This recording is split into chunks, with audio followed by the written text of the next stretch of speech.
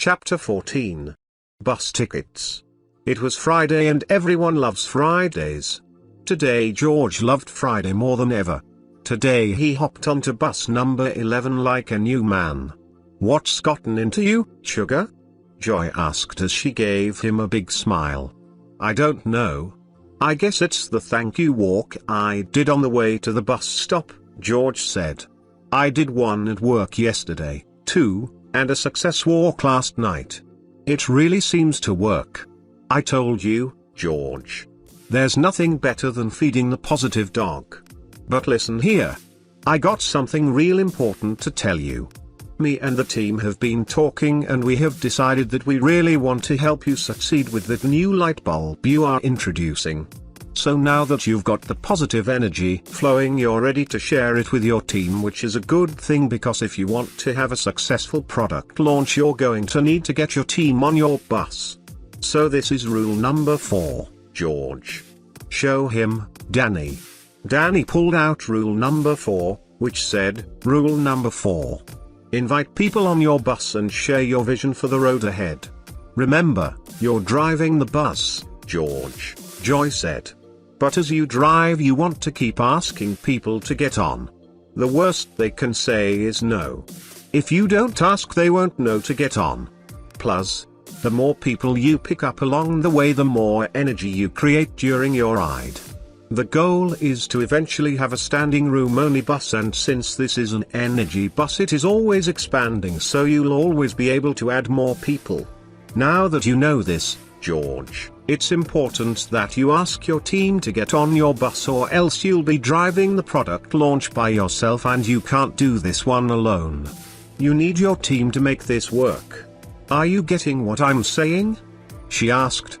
"Yes, I am," George answered as he thought of his team in disarray. He knew there was too much to do to launch it by himself, and he knew only an organized, energized team could deliver a successful product launch. But what he didn't know was how to make this happen. "What did you have in mind?" he asked. Have we got the ticket, George?"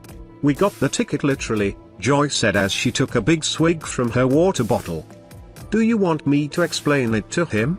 A petite woman with brown, grayish hair said politely as she sat upright in her seat.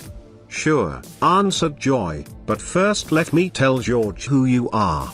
Joy explained that Janice was a teacher at a local school and she has been sharing the energy bus rules with her teachers and students for a while with great success. So much success that she launched a website, www.theenergybus.com, to share the rules with the world so everyone could benefit. "Can you believe that, George?" Joy exclaimed. "We're global now and Janice is bringing our message to people around the world." "It's very exciting," Janice said timidly, joining the conversation, and because Joy explained how important it is for people to build their team with positive people who support them in their endeavors, I decided to add a feature to the website that allows someone like you and me to send an e-bus ticket via email to invite their friends, coworkers, bosses, family, or whomever to get on their bus. At the website you can also print out tickets to personally hand to people if you want to invite them face to face. Isn't that fantastic, George?" Joy said to him as she gave a big thumbs up to Janice. Janice spoke up again. "Oh, and I almost forgot.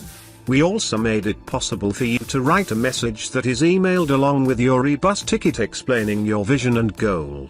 So when you send your e-bus tickets to your team, George, you can say, 'This is my vision for our team and our product launch, and this is where my bus is going, and I want to invite you to get on.' We do this often at school when we are starting new initiatives, and the principal sends an e-bus ticket to all the teachers inviting them to get on her bus.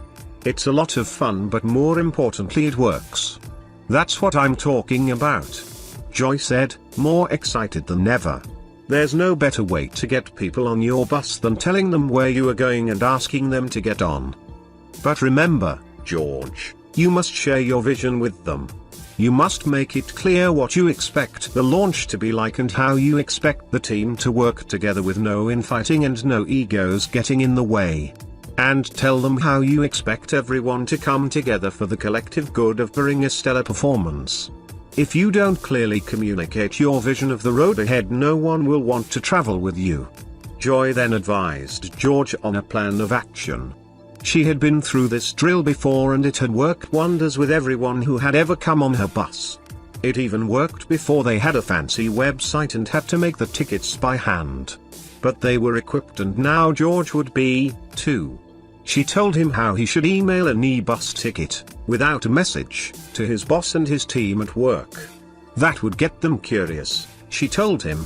She took him step by step and explained how to meet individually with each person, share his vision for the product launch, and give each person a paper bus ticket printed from www.thenagybus.com.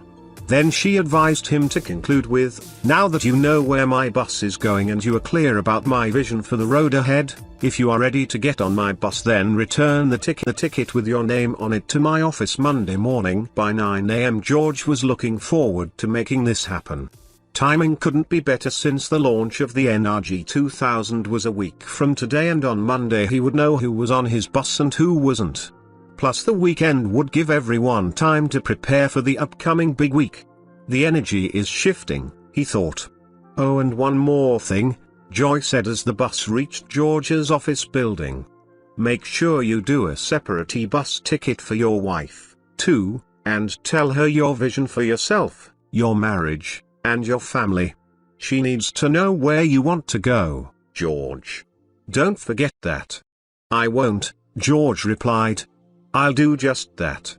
For the first time he was thankful that his car had had a flat tire. Maybe everything does happen for a reason, he thought.